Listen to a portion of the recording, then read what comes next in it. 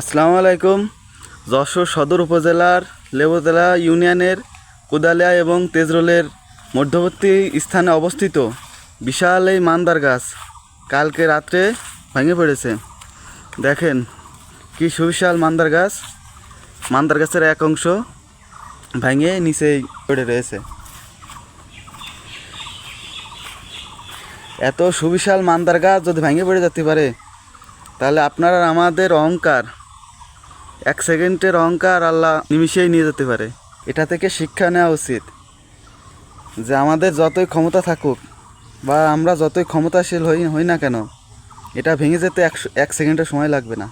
এই সুবিশাল মান্দার গাছ ভেঙে পড়েছে। দেখেন নিচে একটা ঈদগাহ আছে, কিন্তু ঈদগাহর কোনোই ক্ষয়ক্ষতি হয়নি। যেখান থেকে ভেঙেছে ঈদগাহটা অবশ্যই ভেঙেছে, সব ধ্বংস হয়ে যাবে, কিন্তু ঈদগাহটার কিছু হয়নি। ঈদগাহর গা ঘেঁষে পড়েছে, তাও ঈদগাহটার কিছু হয়নি। কালকে যেটা একেবারে সুবিশালভাবে দাঁড়িয়েছিল আজকে সেটা নিচেই। তাও দেখে আমাদের শিক্ষা হয় না। এত সুবিশাল মান্দার গাছ যদি ভেঙে পড়ে যেতে পারে তাহলে আমাদের জীবন তো তুচ্ছ।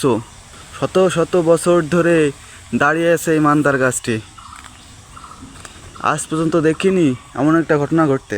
আল্লাহর রহমতে এই গাছটি ভেঙে পড়ায় কারোর কোনো ক্ষয়ক্ষতি হয়নি, ঈদগাহটার কোনো ক্ষয়ক্ষতি হয়নি।